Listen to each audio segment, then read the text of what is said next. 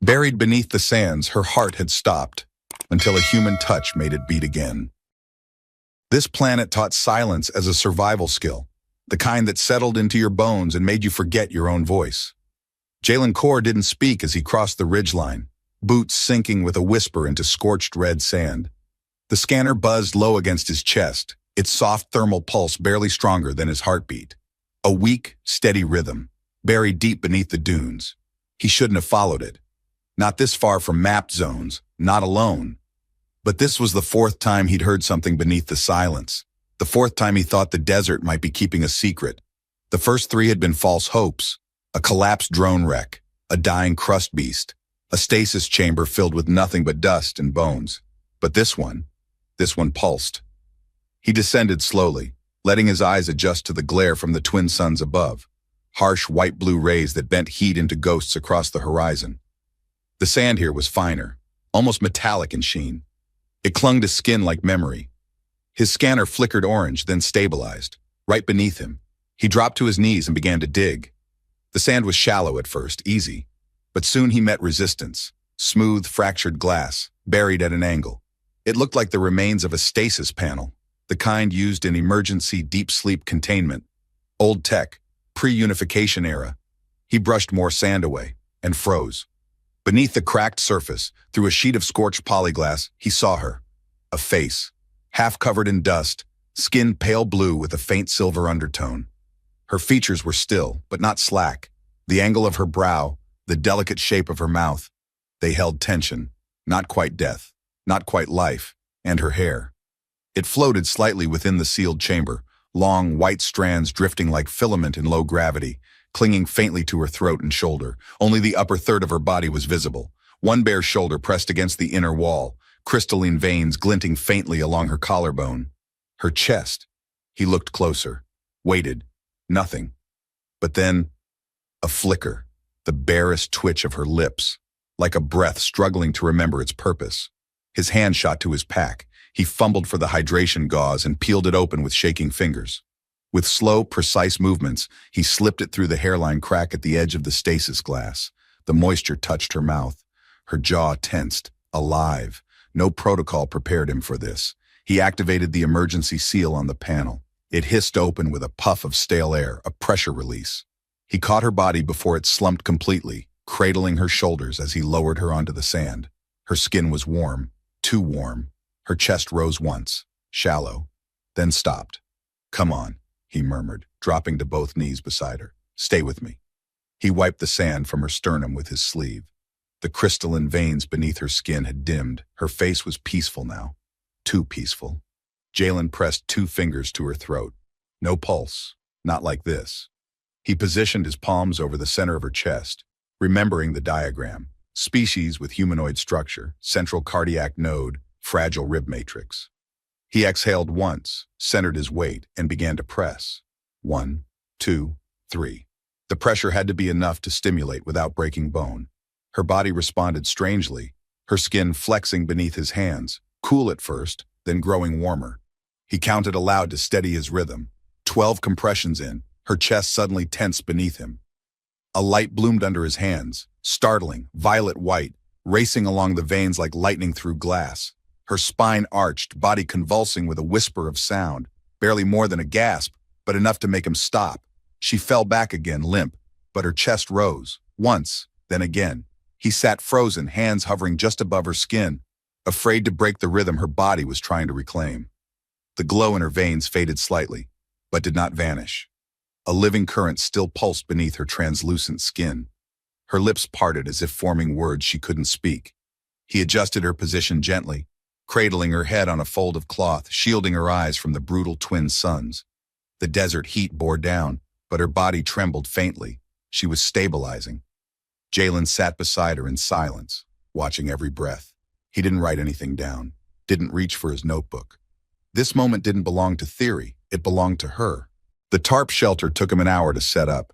He used the carbon rods from a wrecked beacon tower and stretched the reflective fabric low to the ground, creating a dome of filtered shadow. The air under it was 20 degrees cooler, a mercy. He placed her at the center, misted her face with filtered water, and waited. As night fell, the temperature dropped fast. He wrapped her in thermal foil, careful not to smother her, leaving her skin exposed where it glowed faintly, like moonlight through snow. She didn't stir. The stars bled into view above the dunes, scattered across the purple sky like distant flares. He sat with his back against a half-buried panel and watched her breathe. For a long time, nothing changed. But just before dawn, she moved. Her fingers twitched, her brow furrowed, then her eyes opened, startling, luminous, pale as ice under flame. She blinked once, slowly. Her gaze swept the interior of the shelter, then landed on him. He didn't speak, didn't move. She did. Her lips parted. The voice that came was cracked and quiet, but precise. "Why did you touch me that way?" It wasn't fear in her tone, it was confusion. Genuine. He swallowed.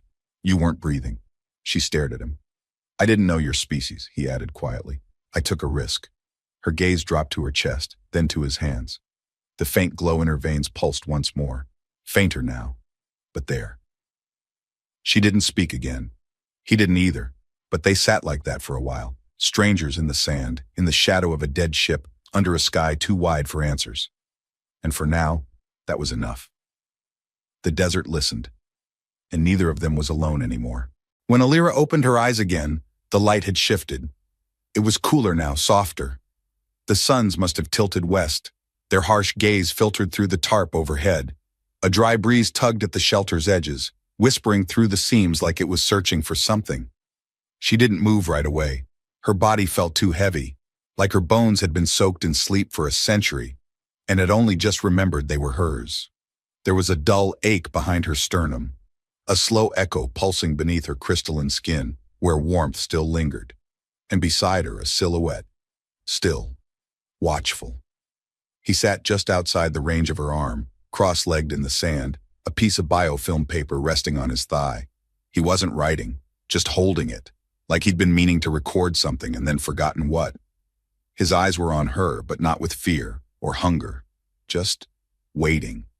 She remembered that look, the kind seen in the eyes of someone who knew silence intimately and respected it enough not to break it without cause. Her throat felt thick, dry, but the word found her anyway. "You stayed." He blinked once, a small shift, as if part of him hadn't expected her to speak again. "I did." Alira tried to sit. Her muscles protested, trembling beneath her skin. She caught herself with one hand, fingertips brushing coarse tarp. He made no move to help her, but his posture shifted, subtle, alert, ready but patient. When she finally got upright, she sat there for a moment, letting her lungs expand fully for the first time. The air was dry, full of rust and wind, but real. She wasn't in the void anymore.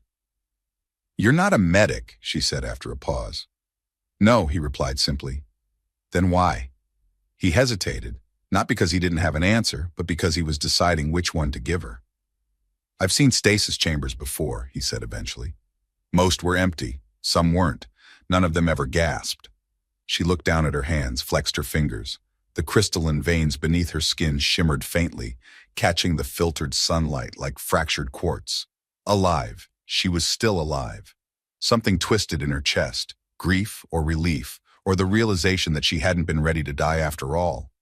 He passed her a small cloth wrap without a word. She accepted it with both hands, unfolding it carefully. Inside was a soft piece of dried fruit, hydrated, warm, sweet, something human.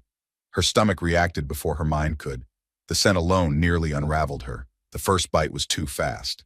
The sweetness hit the back of her throat and stuck there, catching like a memory. Her body reacted instinctively, shuddering, choking, eyes watering. She turned away, coughing into her shoulder. He didn't reach for her, didn't rush to help. Just let her recover on her own, watching quietly. She finally caught her breath and looked at him. "That wasn't how I expected to taste life again." "You took too much too fast," he said gently. "But I'd have done the same." She tore another piece, slower this time. The fruit dissolved on her tongue, and her jaw trembled. She hadn't realized how long it had been since she'd used her own mouth to chew, to taste, to choose. She finished in silence. "You were awake before," he said, "but it wasn't really you yet." Alira looked up, brow furrowing. "You asked me why I touched you that way," he added. "Do you remember?" She nodded slowly. "I thought it was something else, a dream or an echo." "You were dying. I didn't know how to help, but I tried. Her eyes dropped to his hands. There was a faint mark across one palm, a thin red cut, half-healed. She didn't know if it had come from digging her out or something after, but he'd bled for her. That mattered, whether she wanted it to or not. "Your name?" she asked. "Jalen." "Human." "Earthborn," he confirmed. "Technically Terran by chart registry. Most people just say drifter now." Alira tilted her head, curious. "A drifter with a med scanner and rescue tarp?" His lips quirked, a flicker of humor not quite blooming into a smile. "I like to be prepared. I used to be a field linguist. Now I map graveyards." The words hung between them like suspended dust. "You're not here on accident," she said. "No." He didn't elaborate, and she didn't press. She understood how many kinds of exile there were. Some were forced, some chosen. Others were so old, they no longer needed reason. Outside, wind stirred again, louder this time, carrying the hiss of metal shifting somewhere in the dunes, a sound that meant wreckage, not life. Jalen stood and crossed to a container beside the panel wall. He returned with another thermal wrap and held it out to her. She hesitated, then took it. "I'm not cold," she said. "It's not for warmth, it's for dignity." She blinked at that. "There's no armor on you now," he added, "and your body's still recovering. That glow, it flares with stress. If you're going to tremble, I figured you'd prefer to do it wrapped in something." Alira looked at the foil, then slowly laid it over her shoulders. Her veins dimmed a little. Not much, but enough. For a while they sat in quiet again, the way desert silence sits, not empty but expectant. She finally asked, "Do you know where you found me?" He nodded. 2 kilometers west of a downed Exodus-class freighter. Not on any colonial registry. Old markings. War era. Alira closed her eyes. That made sense. He waited, but when she didn't say more, he shifted topics. There was no broadcast, no beacon, no ID tags on the pod. "I was meant to stay buried," she said. "Why?" "I don't remember." He didn't react. No pity, no doubt. Just acknowledgement. That too she appreciated. "I didn't know if I was guilty," she added. "Only that I was alone when they sealed the glass." Jalen leaned forward slightly, elbows on his knees. "You're not alone now." It wasn't a comfort. It was a statement. A simple shift in truth. She looked at him. Really looked this time. His face wasn't young, not weathered, but lined by solitude. A man who'd spent years chasing echoes and calling it work. She wondered if he even knew what he was still searching for. "Why did you really stay?" she asked at last. He met her gaze, steady, clear. "Because you were the first thing on this planet that breathed." Alira said nothing, but for the first time she didn't look away. That night, when the tarp rustled with the hush of drifting sand and the heat dropped enough to tighten her lungs, she didn't protest when he placed a warmer near her side. She didn't ask for space, and when she closed her eyes, her hand drifted just slightly toward where he sat, not quite touching, but closer. For now, that was enough. They moved through the valley like ghosts, neither rushing nor speaking, but always moving forward, as if the wind itself were urging them deeper into the bones of the land. Narration wasn't quiet. It never had been. Even when the air held still, the dunes whispered beneath your feet, murmuring half-memories from buried ships, forgotten battles and lives that had long stopped trying to be remembered. But today, the silence was different. Alira walked a few steps ahead, her bare feet sinking into sand with unnatural grace. Her skin had adjusted to the sun, veins glowing faintly, like the desert itself had accepted her return. Her long white hair was tied into a loose braid, frayed at the ends from heat and dust, but it still shimmered like frost when she moved. Jalen followed with quiet purpose, scanning the terrain for structure patterns and sensor spikes. His steps were heavier, his boots dragging where hers glided. He carried equipment, maps, pieces of things broken long before either of them had arrived. She carried nothing but memory. He wasn't sure which weight was heavier. They stopped at the base of a ravine carved into the sandstone, where the ruins of a listening post jutted out from beneath the dunes like rusted ribs. Alira crouched without a word and placed her hand against a half-buried panel. She closed her eyes. Jalen didn't interrupt. He'd learned not to. When she finally spoke, her voice was soft. "This place remembers." He crouched beside her, brushing loose grains away from the edge of the panel. "Anything familiar?" She nodded slowly. "Pain, not mine. Not yours, it's old, echoed. Her fingertips traced a line etched into the alloy, a faded tactile glyph. It pulsed faintly beneath her touch. He watched the subtle shift in her veins, how they brightened, then dimmed, like breath. It amazed him every time, the way she communicated without language, how her body didn't just process emotion, it translated it. She opened her eyes and looked at him. I used to think this was a curse, she said. What changed? You touched me. Jalen stilled. She didn't mean it romantically, not yet, maybe not ever. But it wasn't a light thing to say, not for her. Not when touch was memory, permanence. His chest tightened with the quiet weight of it. They sat together for a while, side by side in the dust, until the wind shifted and the sun climbed higher. Heat returned like a tide. They pressed on. Midday found them at the foot of a collapsed signal spire. The base was mostly intact, its shell cracked but still standing. Jalen tapped it with his knuckles and listened to the hollow echo. Think it still holds a relay core? He asked. Alira didn't answer. She was already moving around the structure, her eyes scanning its base. There's something here, she said, voice tight. Underneath. Jalen dropped to one knee and began clearing sand with both hands. Within minutes, they uncovered the rim of a panel, old, but sealed with a biometric lock plate. Human design, cold, practical. Alira leaned in, her breath caught. I remember this model. Jalen turned to her. From before? She nodded once. They used these during the suppression campaigns, not for storage, for burial. The words chilled him. He reached for his toolkit, but before he could activate the override, Alira placed her palm gently against the surface. The lock hissed open instantly, like it had been waiting for her. Inside was a data crystal, rough cut and faintly glowing. No markings, no casing. Unrecorded, Jalen muttered. Raw sensory imprint. Alira reached out but hesitated. Her fingers trembled slightly, barely perceptible, but he saw it. Are you okay? He asked. She gave a small nod. It's just, sometimes I don't know which memories are mine anymore, or which ones I want to keep.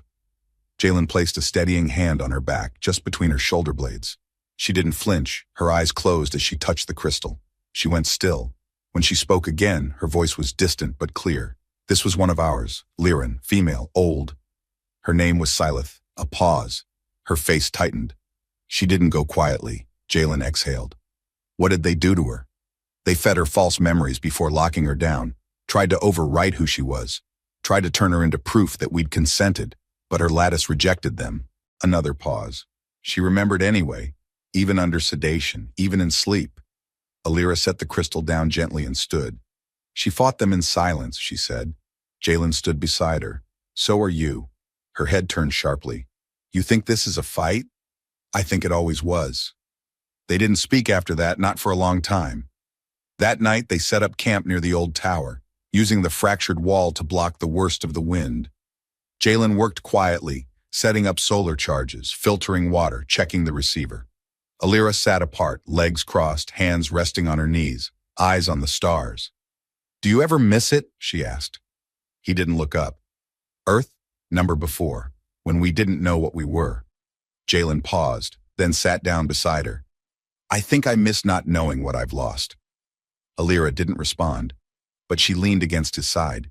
She didn't shake. She didn't withdraw. Her hand settled lightly against his, just fingertips, and it was enough. For the first time in days, Jalen didn't dream of silence.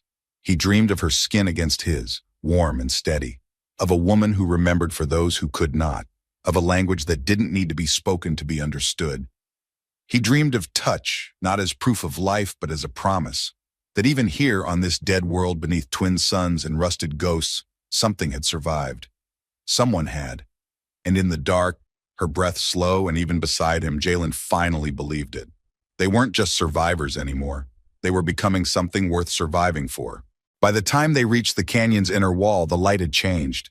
Not just the hue of the twin suns, though that too had softened, but the quality of it, as if the desert itself were holding its breath, waiting. The glyph stone stood embedded in the side of the ravine, veined with faded markings, its base sunken beneath centuries of wind-packed sand, but it still pulsed faintly in the heat, alive in the way only memory could be. Alira crouched beside it, brushing grit away with practiced fingers. Her breath was steady, but Jalen could sense the tightness behind it. Not fear exactly, more like reverence, or dread disguised as ritual.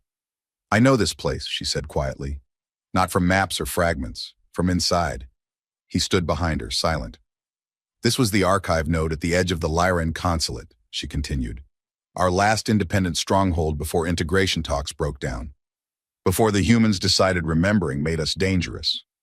Jalen knelt beside her. You were here? She nodded, fingertips tracing the outer rings of the glyph. Not as a diplomat. As a child, he blinked. You grew up in this system? She gave a soft, bitter laugh. In a way. I was born on the orbital relay above the planet Lenor. We weren't settlers, we were archivists.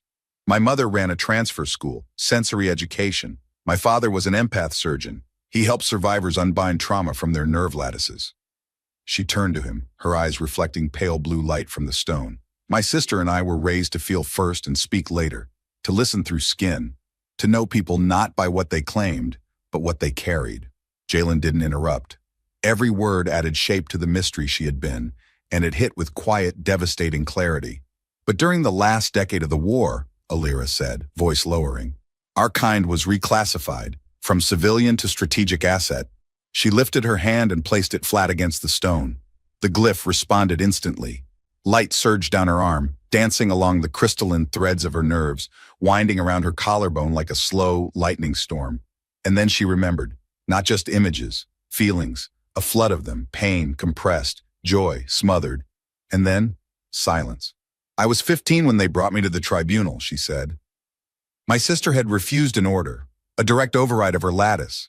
They wanted to use her to influence a human general's decision structure. She refused. They called it sabotage. Alira's voice cracked just slightly. Jalen moved closer but didn't touch her. I stood before the same panel a week later. They didn't ask questions.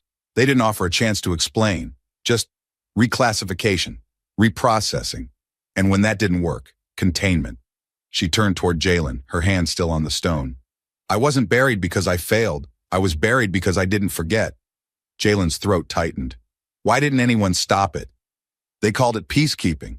They said if even one Lyran could imprint guilt into a diplomat or war leader, it might destabilize the Accords. Her hand fell from the stone, and she leaned back, breath shaky. I thought my body was a liability, that my ability to store and transfer memory was a mutation, but it wasn't. It was intended. We were never meant to forget. That was the core of who we were. And they couldn't control that, Jalen said quietly. No, she replied, so they buried it. He sat beside her on the warm stone, legs crossed, and finally asked what had haunted him since the first night. Do you still feel her? Your sister? Alira nodded. Even before I opened the shard, she was there, just quiet, like a hum I hadn't listened to in a long time. I don't know if it's her memory inside me or something else, but I know she didn't give up. The silence between them deepened. Not heavy, not awkward, just full. Jalen looked down at his hands. You know, he said, when I first started mapping touch language, they laughed. Said humans were too linear, too bound to syntax, that we'd never understand something that lives through sensation.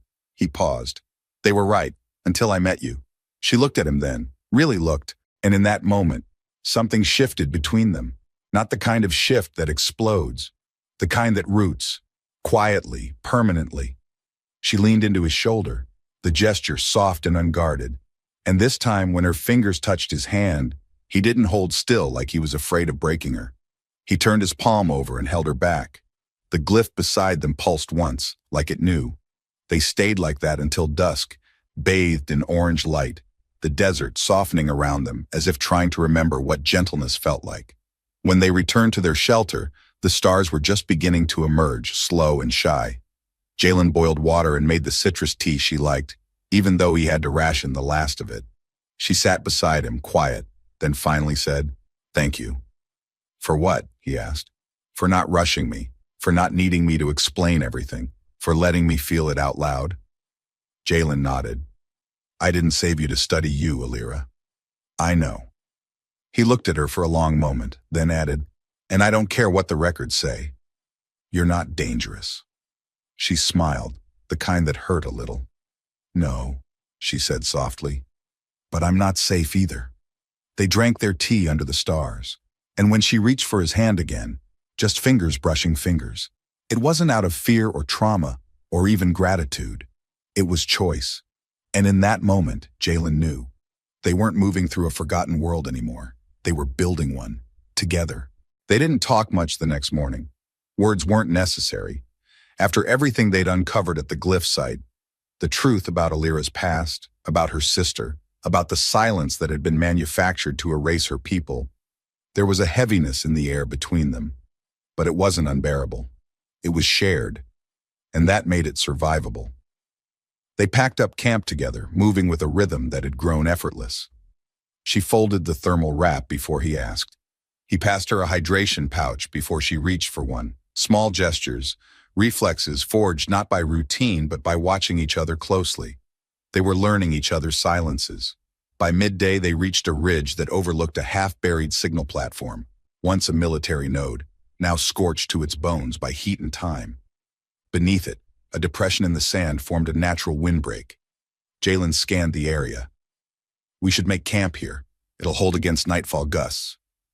Alira nodded and descended without hesitation. They worked side by side in the quiet. Jalen drove anchors into the packed sand and rigged a new tarp between two support beams. Alira gathered smooth shards of polymer glass to build a crude perimeter, some part instinct, some part memory. She moved with more strength now, her posture less guarded. Her body, once fragile from stasis, had begun to reclaim itself.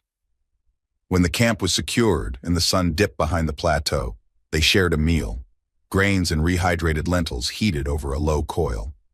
Alira ate slowly, her expression unreadable, her eyes distant. "You're quiet tonight," Jalen said gently. "I'm remembering an order." He didn't press. She finished eating, set the tin aside, and stood. "I want to show you something." She led him away from the firelight to the crest of the ridge they'd passed earlier. The view stretched wide across the scarred canyon.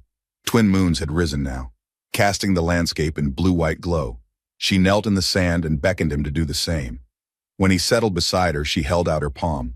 He placed his hand in hers without hesitation.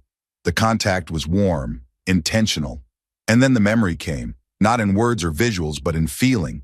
A sunlit corridor, polished floor beneath bare feet, the scent of copper and smoke. Two figures side by side, Alira and another Lyran woman, taller, laughing with quiet mischief. Her sister, not a ghost, not a myth, just a person, real, whole, vibrant. Then came the fear, the sudden stillness of soldiers arriving, the way her sister had placed her body between Alira and the men in black coats. How she had whispered, "Don't let them unmake you," and how she hadn't screamed even when they took her. The memory faded slowly. Jalen opened his eyes. Alira was watching him. "I didn't want to forget her laughter," she said. "You haven't," he whispered. She looked down at their joined hands.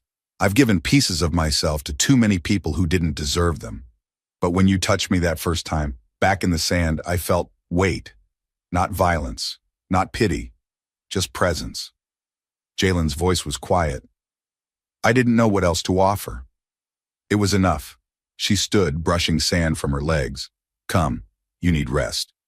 Back at the shelter, Jalen laid out the bedrolls side by side beneath the tarp. He didn't ask. She didn't move away.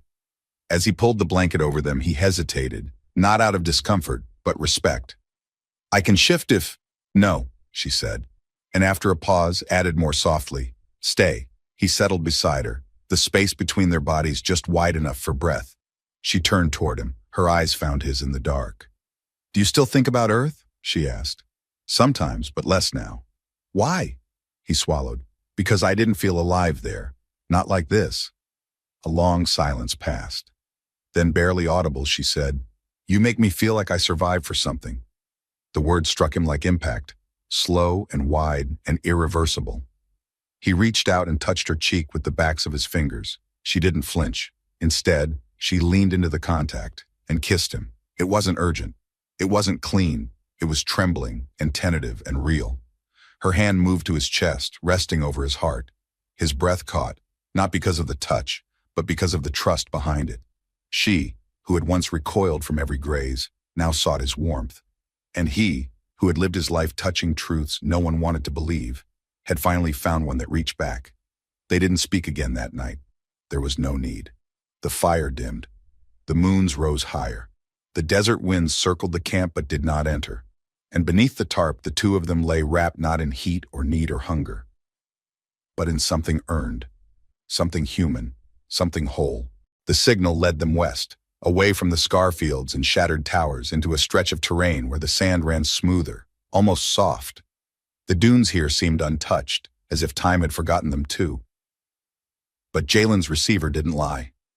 Something was pulsing beneath the surface, faint but persistent, like a heartbeat just under the skin of the world. Alira walked ahead of him, her body taut with purpose. Her fingers twitched occasionally at her sides, reflexes from the lattice in her arms, reacting to something the rest of her hadn't yet processed. "It's close," she said. Jalen checked his scanner. 17 meters below, deep vault, same resonance signature as the last node. She crouched at the top of a slope where the sand had begun to shift unnaturally, exposing dark glass beneath. He dropped beside her, helping dig with his hands. No tools this time. The surface was delicate, fractured in places, but intact enough to hold. A half-buried containment vault emerged, marked with the same angular etchings they'd seen before. But this one was larger, reinforced, armored like a tomb. Alira reached out slowly, brushing dust from the central glyph. "This isn't just memory storage," she whispered. "This was command grade." Jalen narrowed his eyes. "Military? Number Lyran Central Record. Our people didn't rank by authority. We ranked by memory density." She found the access plate and touched her palm to it. Her skin shimmered faintly, but the lock didn't respond. "It's coded to bloodline," she murmured. Jalen raised an eyebrow. "Yours?" Alira didn't answer right away. She cut a shallow line across her fingertip with a blade from his kit and pressed it to the plate. The vault hummed once, then opened. Inside, instead of glass, was an orb of dull silver, no larger than a heart. It hovered a few inches above its cradle, spinning slowly. Not tech. Not entirely. Jalen stepped back. "That's organic interface architecture," Alira nodded. "Our memories weren't kept, they were grown." She placed her fingers around the orb gently. It pulsed once and lit from within, soft blue, like the veins in her body. Her breath caught. "I know this memory," she said. "I felt it once in a dream just after you revived me. What is it?" "The moment my sister died." Jalen's body went still. She didn't look at him. Her focus was on the orb, eyes wide, fixed, tears sliding silently down her cheeks but unnoticed. She was in a containment lab, not in stasis, awake. They used her as a test case, to study resistance thresholds in memory-bound empaths. She wouldn't yield. She wouldn't forget. So they locked her in a live-loop memory sequence and made her relive her last goodbye. To me. Jalen felt sick. "And the others?" he asked. "Your people? Indexed, archived, buried. Not for preservation, for deletion. These vaults aren't monuments. They're silencers. Devices meant to rot over time, erase our emotional imprint field by field." She held the orb tighter, like she could keep the memory from slipping back into darkness. "They didn't just kill her," she said. "They tried to make her forget why she mattered before she died." Jalen couldn't stand still anymore. He paced to the edge of the pit, fists clenched. "This wasn't exile," he said. "It was a campaign, quiet, surgical. No one would protest the erasure of a people no one remembered." Alira stood now, cradling the orb to her chest. "Then they failed." Jalen turned to her. "We can expose this. Broadcast the contents. Activate the lattice. Use the old signal lines." "No," she said softly. He stopped. "No? We don't broadcast grief to people who don't want to feel it. We show them. Let them remember through us." He stepped closer. "You're talking about a memory transfer?" "Yes, director. Unfiltered. Let them feel what she felt. What we feel. Not just data. Truth." He stared at her. "It's risky. So is forgetting." The wind picked up slightly, tugging at the edge of his jacket. "What do you need?" he asked. She looked at him then, not as a lost thing trying to remember who she was, but as a woman who knew. "You," she said. "I need you to feel it with me." He didn't hesitate. That night, they waited for the moons to rise before they began. Alira sat cross-legged on the sand, the memory orb before her, pulsing gently. Jalen knelt opposite, hands resting lightly in his lap. She reached out, touched his temple with one hand, his chest with the other. "This may hurt." "I've hurt before," he said, but I've never felt you. Not fully. She smiled sadly. Then remember this with me. The orb brightened, and everything changed. Pain, not sharp but endless. The ache of being split from someone you loved and forced to forget the shape of them. The feeling of skin pressed to glass, the silence, the stillness, the scream that never came because no one would hear it.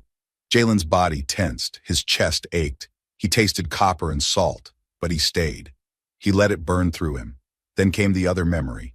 A corridor, hands held, laughter, a moment of peace, stolen from a dying world. Her sister's voice, soft and sure. Whatever they do, you hold on to what's real. And Alira, not as a survivor, as a mirror. When he opened his eyes, he was crying. So was she. But the silence between them wasn't hollow anymore. It was full. She leaned forward, forehead resting against his, breath warm between them. I didn't think I could ever share that. And I didn't think I was capable of carrying someone else's memory, he said. But you did. He took her hands in his. So what now? She looked to the ridge. There's one more node, buried deeper. The one my sister marked as the failsafe. If I activate it, they'll come. The ones who buried you. She nodded. They won't come to listen, Jalen said. No, she replied. But we're not asking. They stood together. Not just human and Lyran, not rescuer and rescued, but witnesses, to memory, to loss, to everything that had been taken and was now, finally, being returned. The failsafe node was buried beneath black stone, older than the relay towers, older even than the glyph fields. Alira found it by instinct, not technology. Her fingertips skimmed the ground as she walked, feeling for heat trapped in memory, vibration humming beneath the surface. Jalen followed her, silently marking coordinates on his scanner. The sky above them had shifted into a veil of dull orange and bruised gray. A storm was building to the south, but they didn't stop. The air felt taut, like something just before it snapped. They reached the site at dusk. The stone was shaped like an altar, though it had no religious markings, only curves carved in spirals and tactile veins etched with ancient intention. Alira pressed her palm to the center, and the glyph ignited.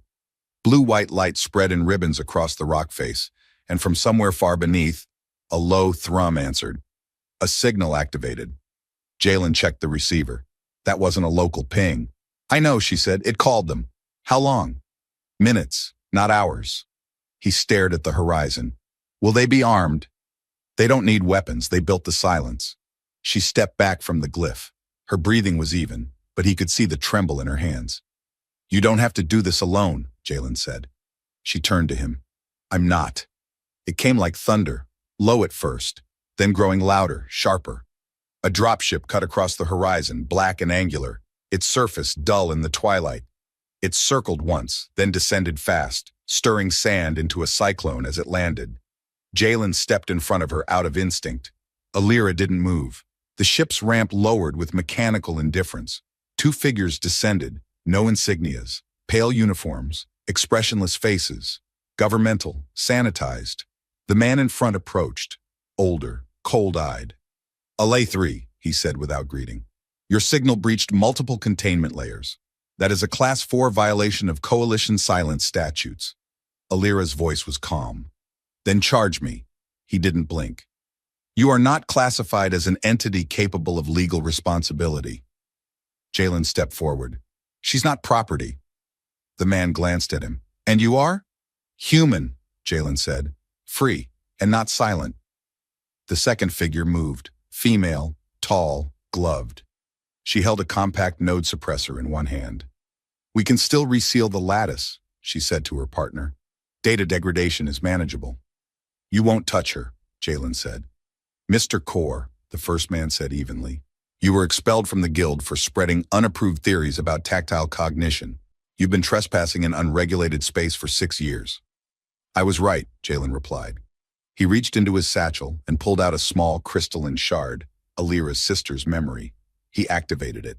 Emotion exploded in the air. Not images, not files. Feeling, fear, devotion, resistance. The heartbeat of a people trying to hold on to themselves. The figures froze, just for a breath, a flicker. But Jalen saw it. They felt it. This is what you buried, he said. Alira stepped forward now, her voice sharp with clarity. This is what we are. The wind swelled, whipping her hair into light. The glyph at her feet pulsed again, brighter this time. You tried to erase us through silence, through forgetting, she continued. But memory lives in the body, in the nerves, in every imprint of every hand that ever held another in fear, or love, or defiance. The man didn't move. You can kill bodies, Alira said, but not what they remember. He looked at her long and hard, then at Jalen, then back at the glyph. Finally, he spoke. This planet will be decommissioned, scrubbed, all biological memory fields sterilized. You've already tried, Jalen said, and still she woke. Still she stood. Still she felt. You can't sterilize what's already been shared, Alira said, voice rising. The man studied her for another second. Then he turned. Without a word, the two officials walked back to the ship. No threats, no gunfire, just failure.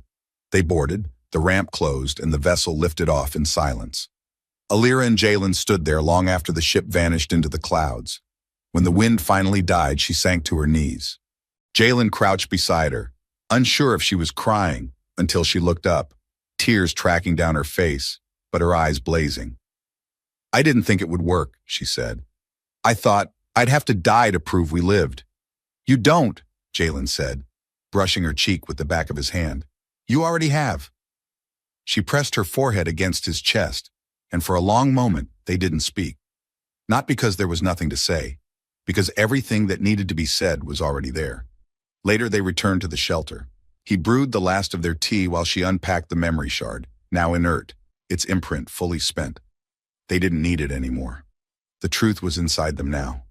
That night they slept not side by side, but entwined, her breath steady against his neck, his hand curled over her ribs, skin to skin, memory to memory, not survival, not obligation, home. When dawn came, it came slowly, as if the world itself was reluctant to interrupt.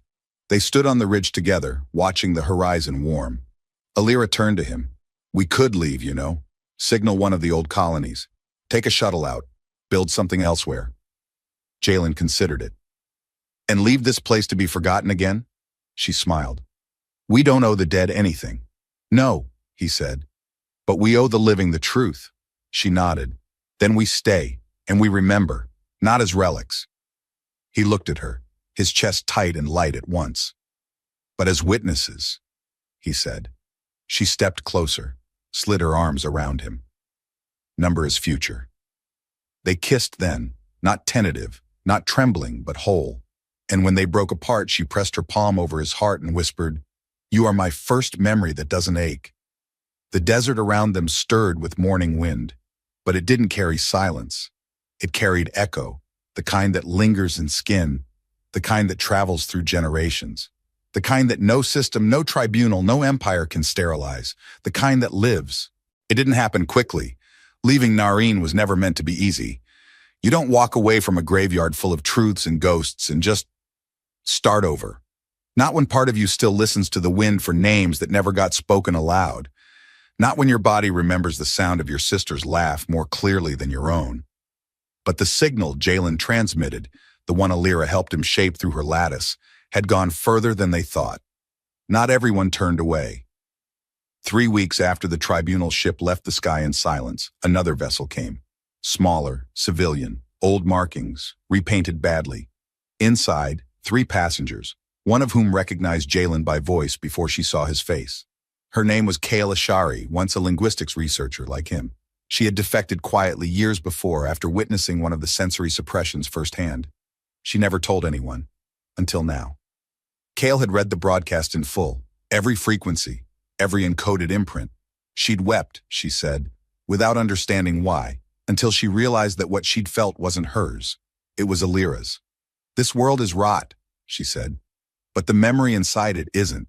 That should be carried. Jalen and Alira didn't leave right away.